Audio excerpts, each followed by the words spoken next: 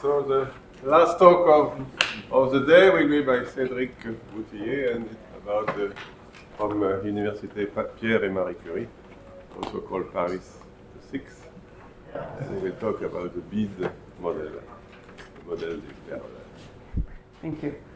So first, I would like to thank the organizer for the opportunity to talk to such a wonderful workshop.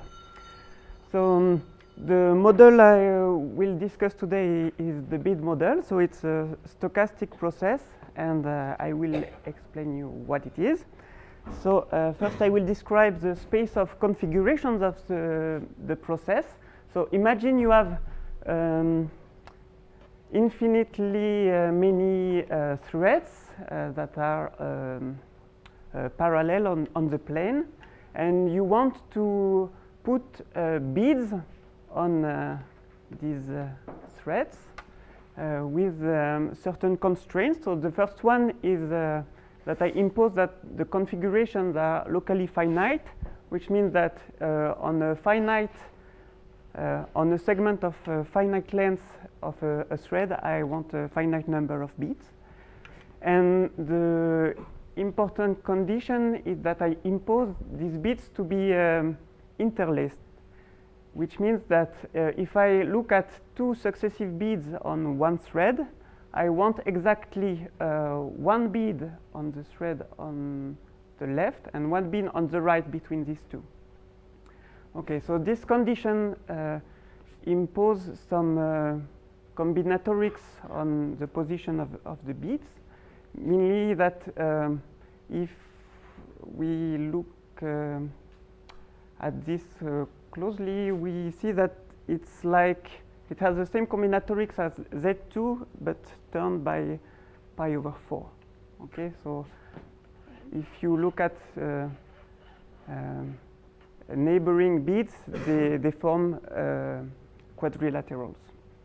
Okay, so the goal is to describe a uniform measure on the set omega, or maybe, well, the set of uniform measures in some sense on this set omega.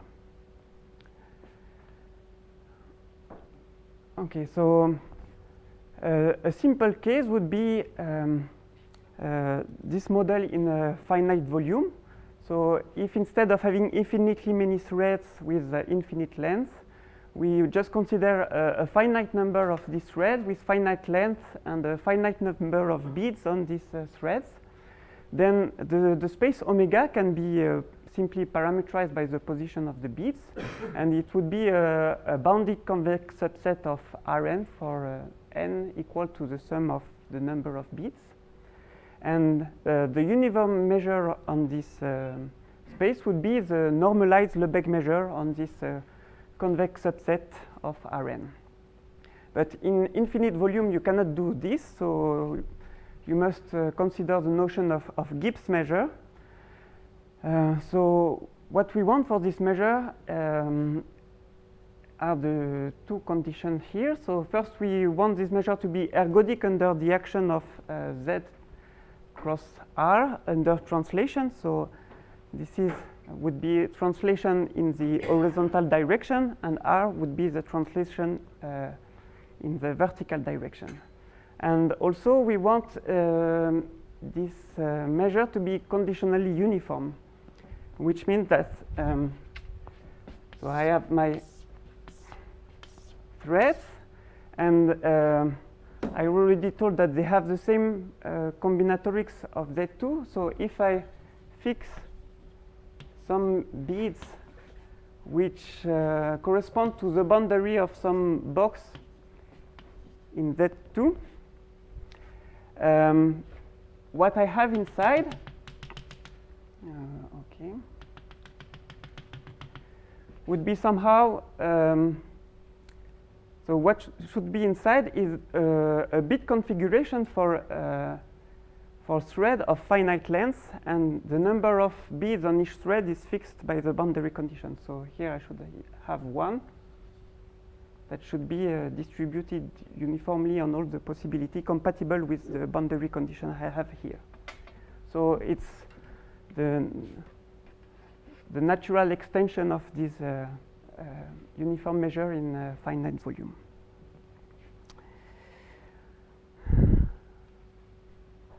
Okay, so this simple model, in fact, can be mapped to a random surfaces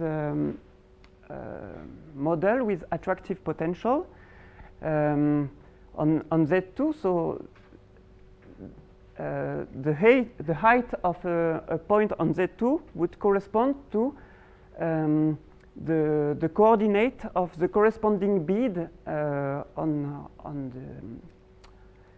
on its thread, and the potential is just hardcore exclusion potential in order to prevent beads to cross each other on neighboring threads. So Sheffield in 2004 proved that for such models there exists a two-parameter family of Gibbs measure for these random surfaces models. So in particular it applies to this case.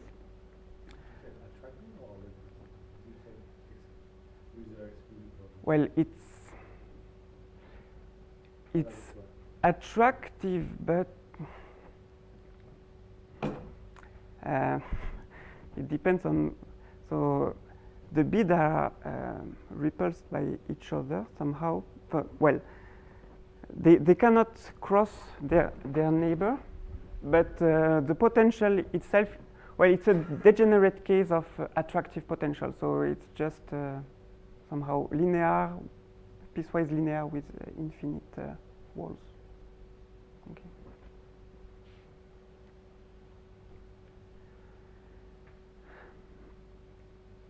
Okay. So this theorem is very important, but the problem is that it doesn't give any formula to compute probability of events. So there is one obvious parameter in this model, which is the average density of the beads. So we can set it arbitrarily equal to 1.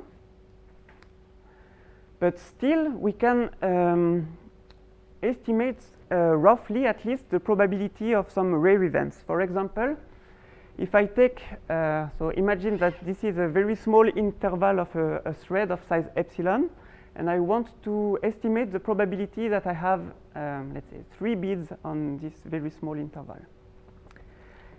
So if I have these 3 beads here, due to the interlacing condition, I must have 2 beads on the left, and on the left of this thread, I must have also 1 bead in this very small interval, and the same on the right.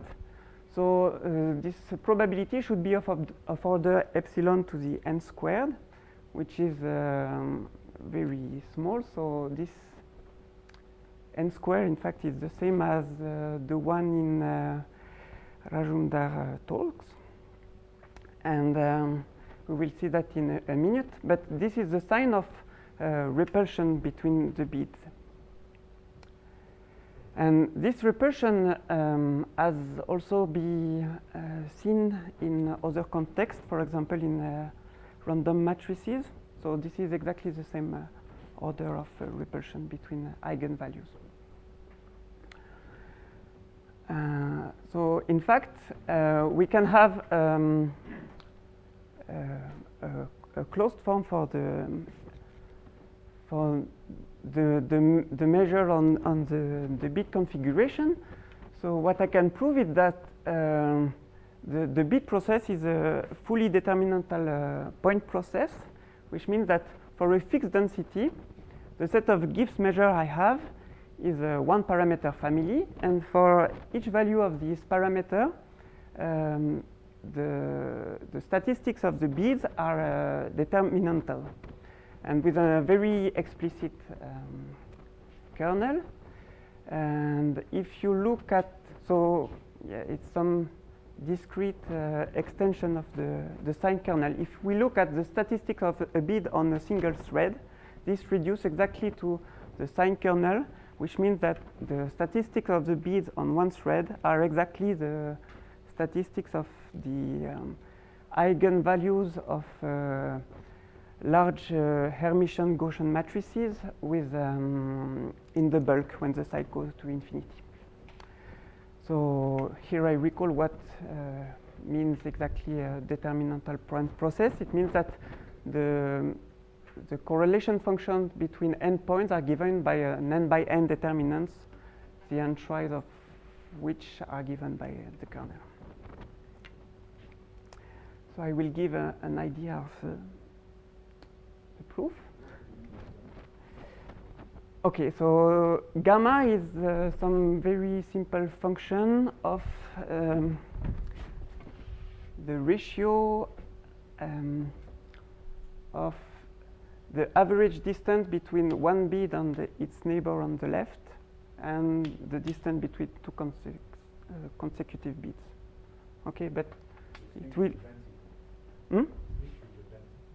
Sorry? It's linked with your density? No, so the density is fixed, but no, so the density is fixed, and for this density I have many values of gamma. Gamma can vary from -1 to 1, but we'll see in the proof how this gamma appears. Okay, so the idea of the proof is to proceed by approximation. So instead of considering continuous threads, we will suppose that the bead can take only discrete positions disposed on a lattice with mesh size epsilon. And now we can do the following. So when I have this discrete bead configuration, okay, I can cover every bead with a horizontal rhombus. And now you must convince yourself that the rest can be filled in a unique way by rhombi of the two other types. So in fact, the discrete bead model is in bijection with tilings of the plane with rhombis of these three types. So the mathematical study of these tilings started in the 60s with Castellane and Tepperle and Fischer, and I will explain how in these tilings some determinants appear. Okay, so first I begin with a finite region made with triangles, so left pointing and right pointing triangles. And if I look at a particular tiling, one can see that every tile covers exactly one white and white-gray triangle. So a tiling can be viewed as a bijection between the set of white triangles and the set of black triangles. So if I consider the Castellane matrix, which is in fact just the bipartite adjacency matrix of the dual of the graph represented by this region, then I can write this number z, which is the number of all tilings, as the sum over all permutation, all bijection between white triangles and gray triangles of the product of these entries of this Castellane matrix. So the only terms that will contribute to this sum are exactly the tilings, because well, if it's not a tiling, then in this product we will have at least one term which is 0. But now we can notice that all the terms, all the permutation arising in this, which contribute to this sum, have the same sign, the same what's the name of this signature? Sign? Okay, okay. Okay, so they have all the same sign. Why is that? It's because we can go from one tiling to the other by doing this elementary operation, by rotating by 180 degrees this hexagon. And this, in terms of permutations, corresponds to multiplying by a cycle of length 3. And this conserves the sign of the matrix. So this sum here is, in fact, maybe up to a global sign, the determinant of the matrix K. So now if you want to compute correlations in a finite region, let's say you want to compute the probability that in a uniform random tiling of this region, you will see this rhombi Rj, which are the union of a white triangle and a black triangle. So this would be the number of tilings containing these rhombi divided by the total number of tilings. So the denominator, we already know how to compute it. It's just the determinant of the Castellan matrix. But we can apply the same trick for the numerator. It's what is it exactly? It's the number of tiling of the complementary of the region once I remove this rhombi. So it can also be written as a determinant. And the matrix I have here is in fact a submatrix of the whole matrix K, where I removed all the lines and the columns corresponding to the triangles I'm interested in.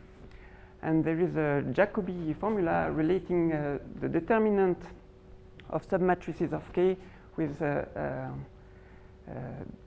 determinant of submatrices of its inverse. So this ratio reduces to P by P determinants where entries are the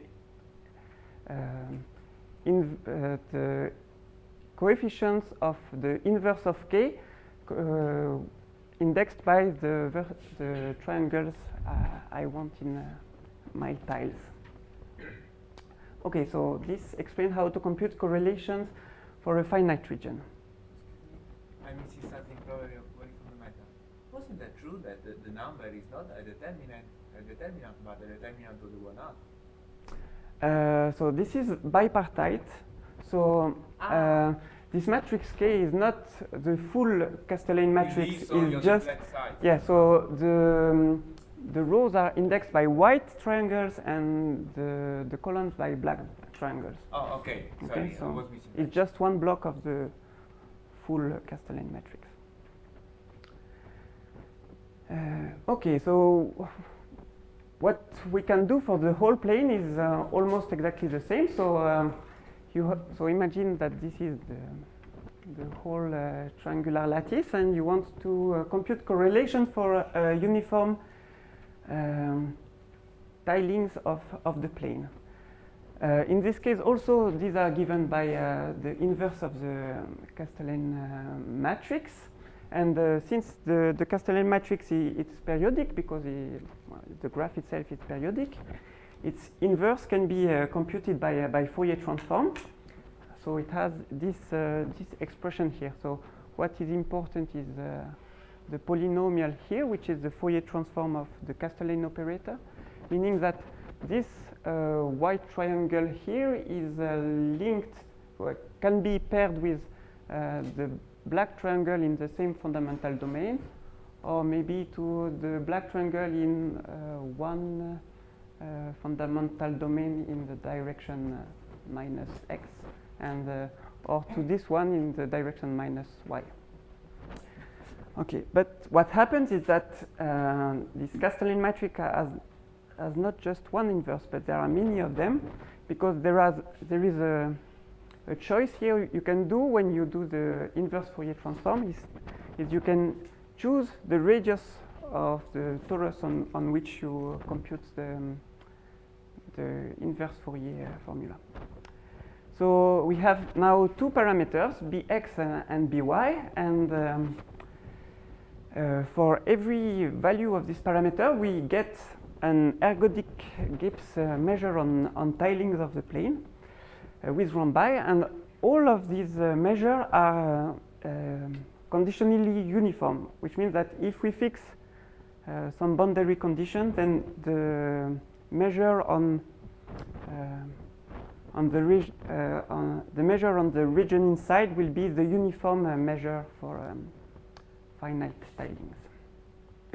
So now we can look at the phase diagram of these families of Gibbs measure in the space of parameters bx and by, and it looks like this. So it's given by the amoeba of the spectral curve that we saw in the denominator of k minus 1. So, so this is simply the image of the zeros of this polynomial by this simple map here. So this phase diagram has 4 different regions. So the region inside is what is called the liquid phase. So when bx and by are in this region, every type of rhombi appear with positive probability. And we have 3 frozen phases when the parameter is, for example, in this region, then with probability 1, we will see only this type of tiling. Then we have a threefold symmetry for the other type of tilings. And one can argue that these rhombi, in fact, behave like magnetic dipole, or maybe I should say electric dipoles, if I want to use the same terminology as Mihai Ciucu. Well, if I rotate the arrows by 90 degrees.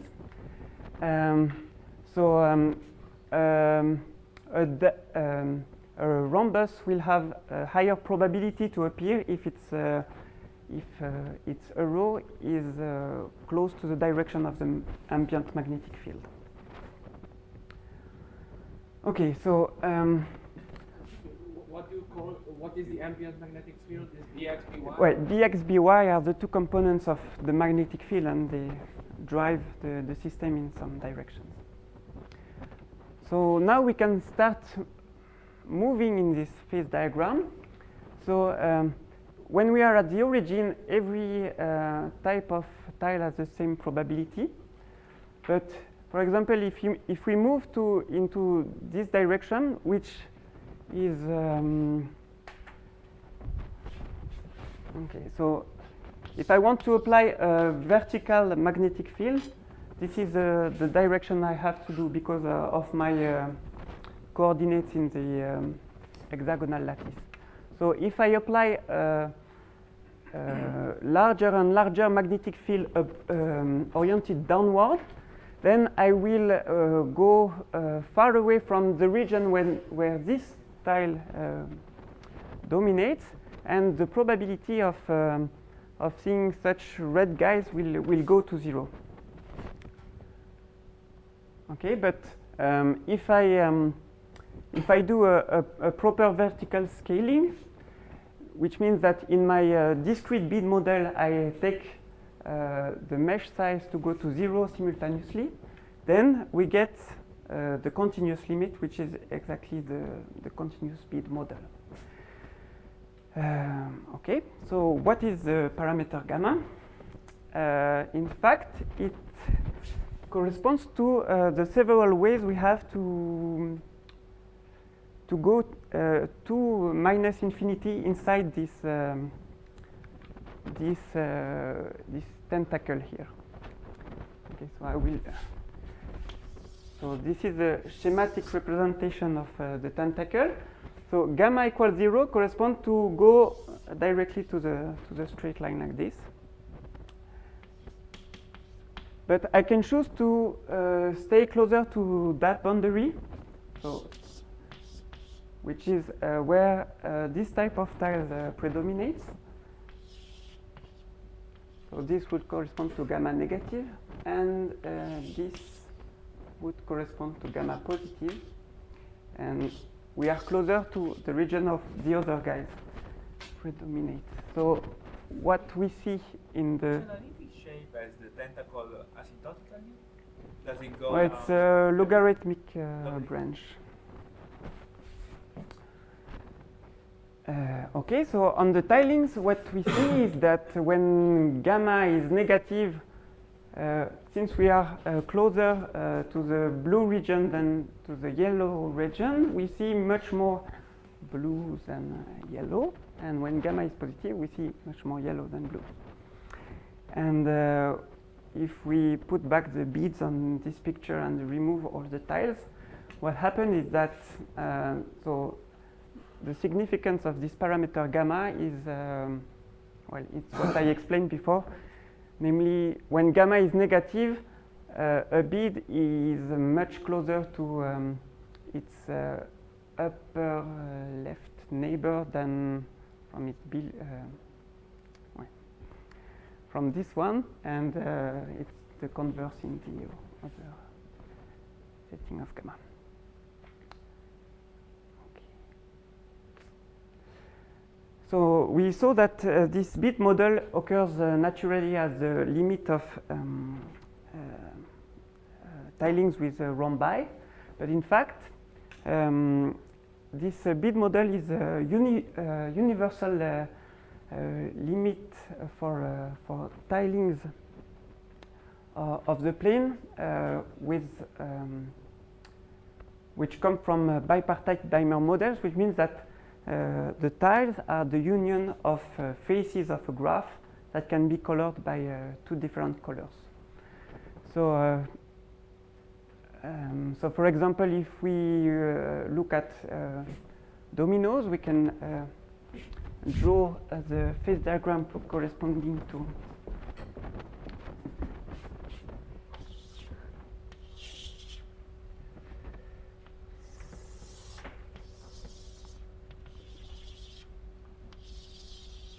okay, so the phase diagram for dominoes looks like this, and let's say if I go to this region, it will, well, okay.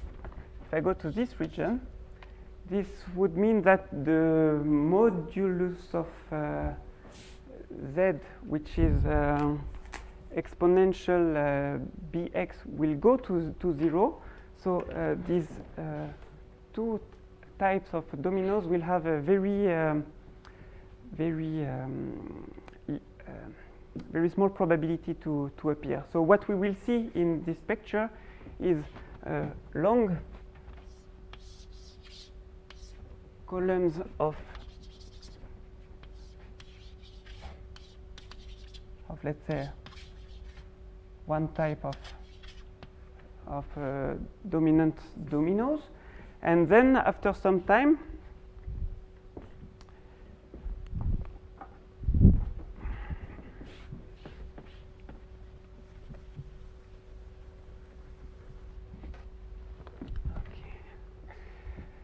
we can switch to the other dominant type of dominoes. So we will have, so this is black, and then we will have white here, and then black, and so on and so on and so on. So here we will see we have just the room for one of the rare dominoes with very small probability. So here, let's say we will have a defect here, and then when we will switch again,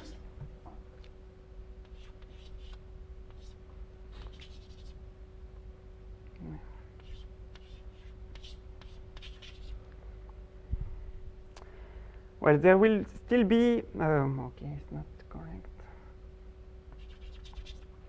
There will be a new room for a defect here, and if we look at these different lines, we will see exactly that these defects are interlaced, and in the limit, this will the statistics of this defect will converge to the bead model. So the bead model is really a universal object in that sense.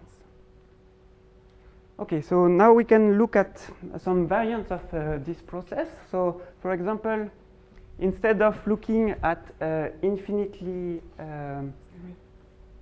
Can we say alternatively that it is universal because the asymptotic shape of the tentacle of an ameba is the same regardless to the other tentacles? Well, it's much more complicated than that, because well, there are other factors that induce universality. Okay. So there are the fact that there are also these tentacles in the phase diagram for these other models, but what is very important is the fact that the algebraic curve under these models are Harnack curve, and we have to use several features of this curve to take the proper limit. Okay, so if we look at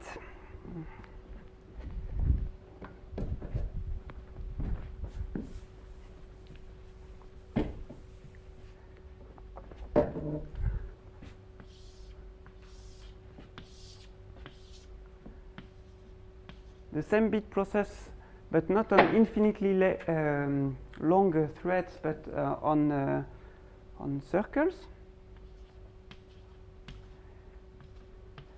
then it's not very difficult using a transfer matrix approach on beta ZAS to see that the stationary measure for the bit distribution is exactly the distribution of eigenvalues of random unitary matrices.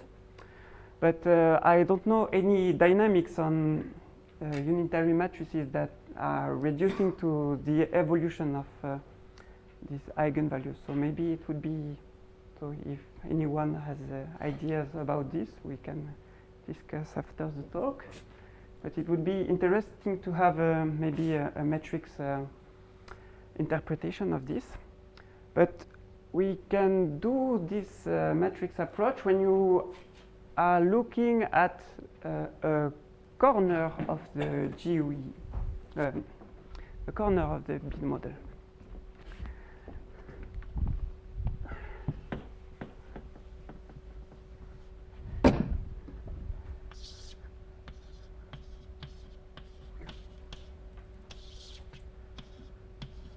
So it's not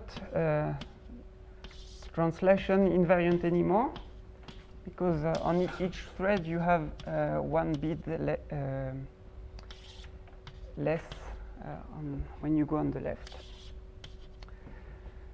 So Baryshnikov in 2001 proved that if you take a matrix from the GUE ensemble and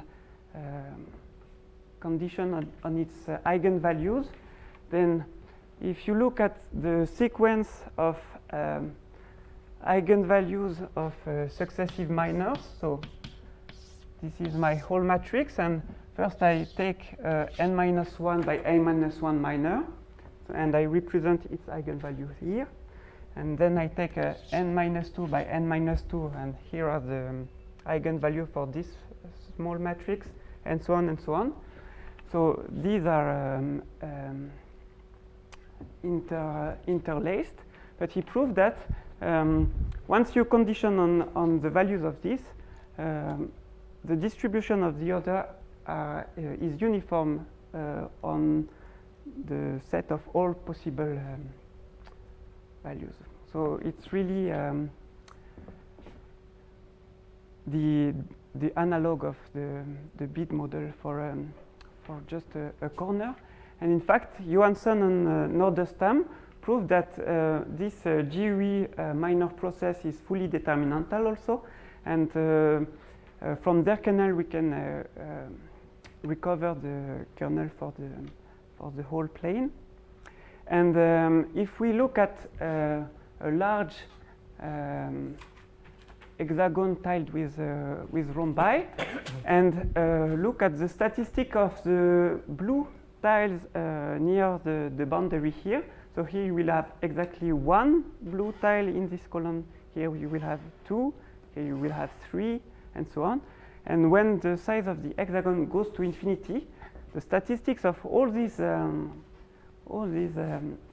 blue tiles converges to this minor GUE minor process. Do you get an arbitrary gamma or just gamma equals 0? Because there is no gamma in the definition. Okay, there's no gamma, but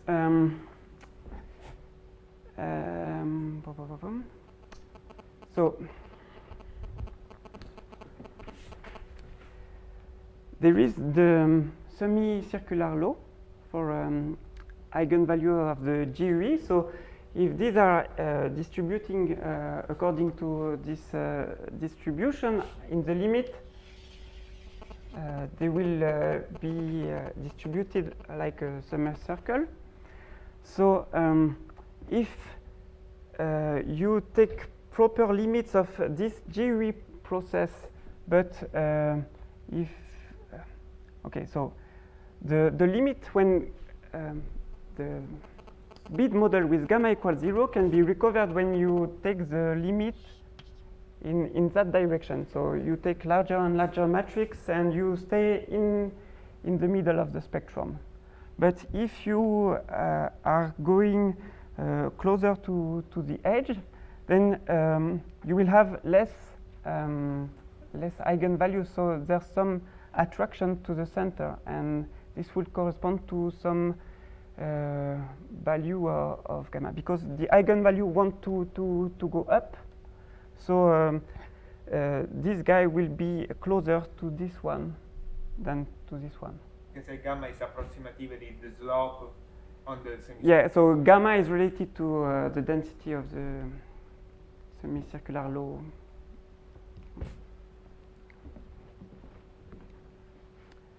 Okay, so this particular fact was also discovered simultaneously by Okunkov and Reshetikin when they studied these skew plane partitions. So what is a skew plane partition? So it's the same principle as for plane partition, but instead of taking, so you take a Young diagram like this, and you want to see this diagram as the floor of some room with an infinite wall, and you want to pile cubes in this room, and you associate to every configuration a probability that is proportional to some parameter q to the number of cubes. And okay, and what happens when you let, so you have these different slopes like this, and when the length of these sides go to infinity at the same time as q goes to 1, you will get some thermodynamic limit, and you will have a limit shape phenomenon. And so here I represent schematically what should be the curve separating the frozen region and the liquid region. So here it's completely empty. Here it's you see a wall of a pile of cubes. So here it's also empty, and somewhere in the middle of this region you see something that is evolving. Well, it's a smooth shape.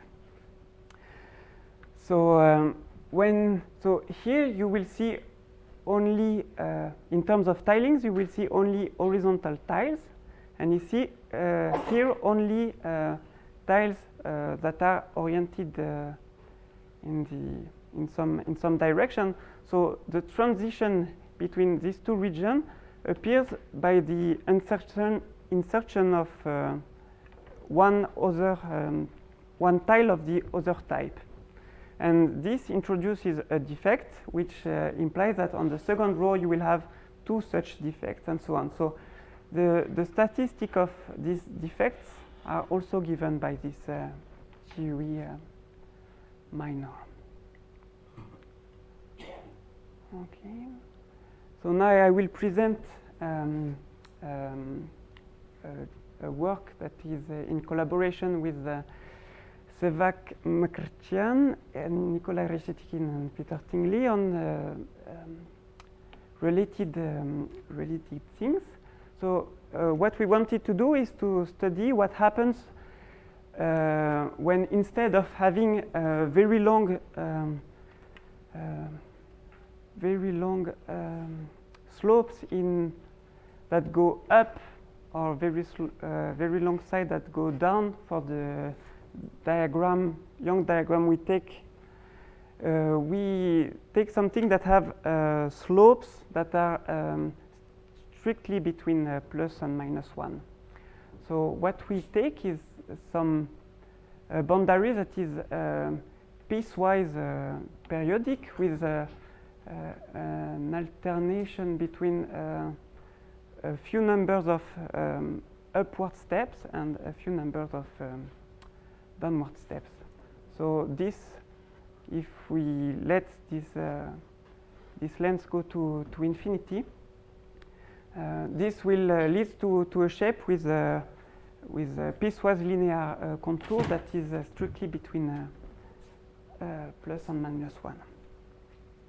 So again, you see this shape as the wall of some room where you want to pile cubes. So now the cubes are much smaller, but okay. And so what we can prove is that in these settings, as long as none of the slopes is equal to +1 or -1, then the limit shape has no cusp at all. So what you have is just so the frozen boundary is just one single shape. Here you have exactly 3 frozen region, and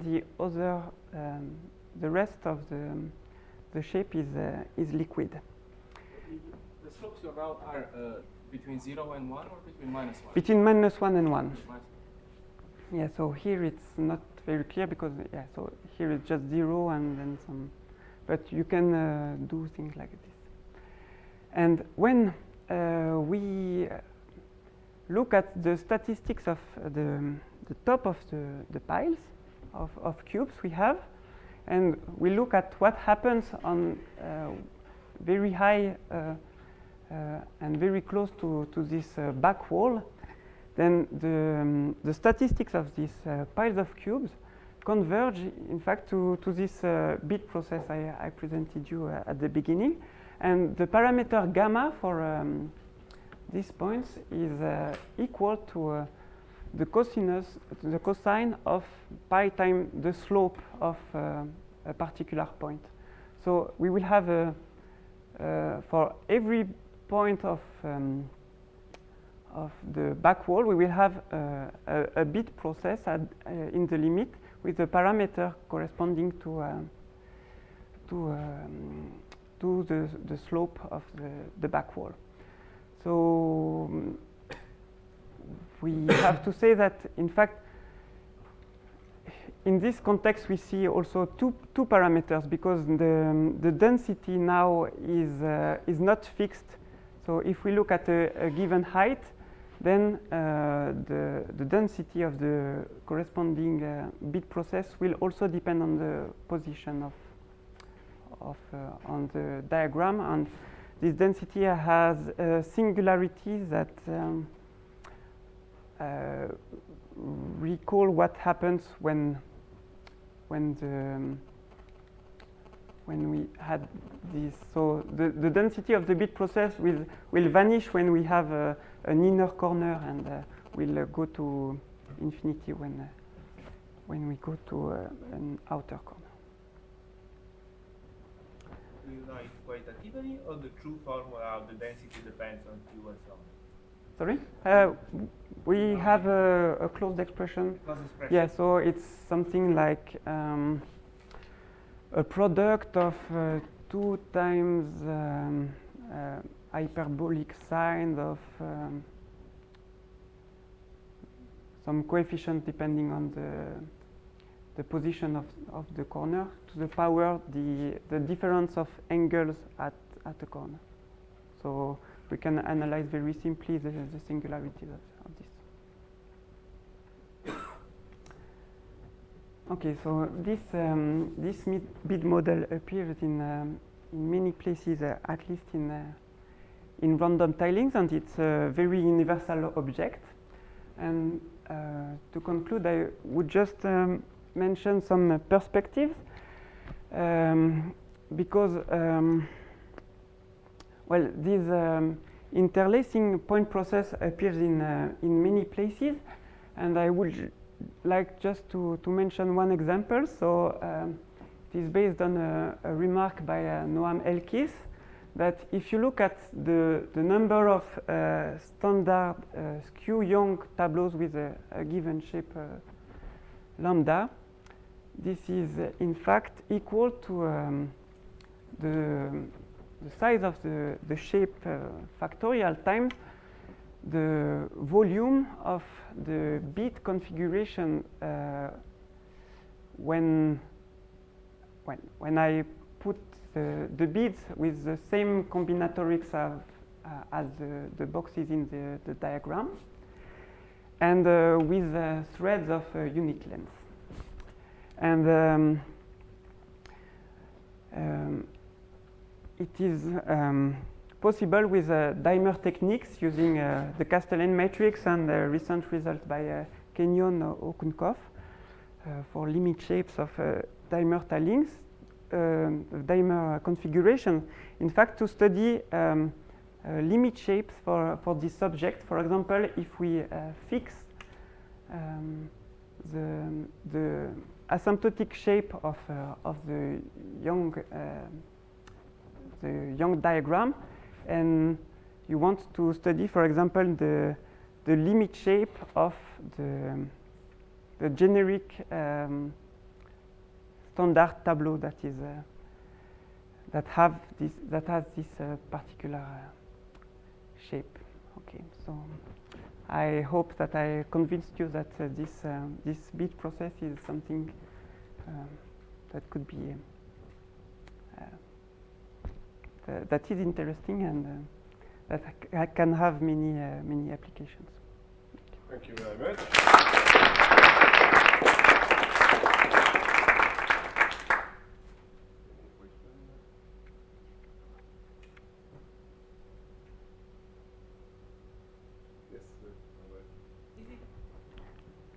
It may be interesting to exactly sample a bead configuration in the continuum.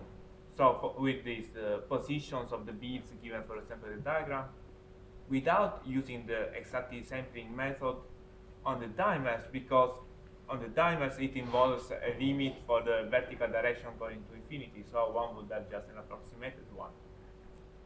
Maybe with techniques which are just understanding the exact sampling on the dimers. Okay, so what you ask is for a method to simulate, to perfectly sample beads Yes. without tilings. Without tilings, because in the tilings there is a process. Well, what you can do is just sample uniform points on this thread and just reject the one that have not the good combinatoric. Uniform. This would be uniform, I think, because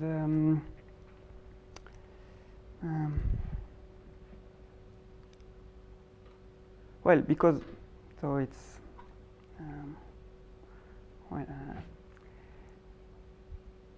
it's the usual way to sample the uniform measure on some subset of unit polycube. You mean reject a configuration as a wall, not just the points which are not well interlaced? No, the configuration. So it would be exponential as well. But it can be, yeah. So that's the problem. But no, I was meaning polynomial time. Yeah, well, I don't know how to do. Okay, the measure you just showed, where you take Q to the power volume of the packing. This is the eigenstate of with the largest eigenvalue of a certain operator. Were you aware of that?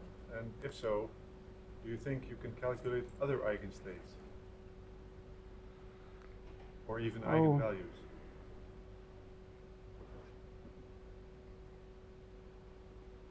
I don't know. How about the first question? Were you aware of this operator? Not really. No. So what kind of operator is The that? operator is it flips.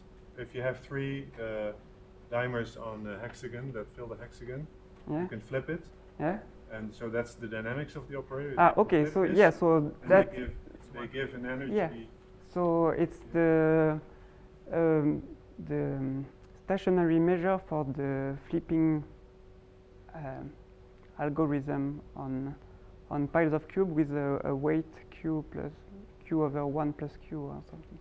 Yes, though Yeah. you call it stationary measure, but of Yeah, course because this it's is not a stochastic process. well, you can see this as a generator for some stochastic Not a process. but it's not a stochastic matrix. No, but it can be the generator of some stochastic process. If you Oh. allow this to evolve in continuous time, then Okay. the coefficients of the matrix are interpreted in rates of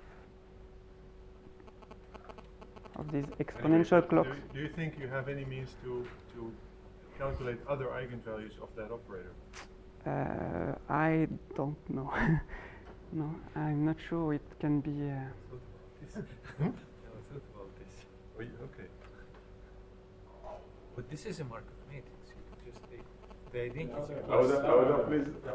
Louder, so that please speak louder. I think it is a Markov process. You can modify it to Markov process. You can add the identity to this matrix And with then? the appropriate way, and then it will be Markov matrix. But you mean in a stochastic matrix you want the sums of all the elements in a column to be the same, or 0 or 1? Or I think it will be. Yeah, but you can do it. It's just a change of the time scale That's somehow. there may be a similarity transformation that does this, but I don't think you could just adding, because if adding the identity would help, then the matrix itself would suffice. Maybe you can continue the discussion Yeah, after. yeah. Take another question. Sure. Other question. So maybe you have a question. Is there no other question? A naive question. In case this Q-Young tableau is really a Young tableau, there is a hook length formula. Mm-hmm. So if I divide both sides by factorial of the side of the, Yeah. then the volume is going to be the inverse of the product of the hook. Yes. So is there a relation or proof? There is a probabilistic proof of the hook length formula also. Is it? So you relate hooks and volume. Mhm. Any comments on this? Yeah, I never thought about it that way. So if it's at the end of the day, okay, thank you everybody. Thank you.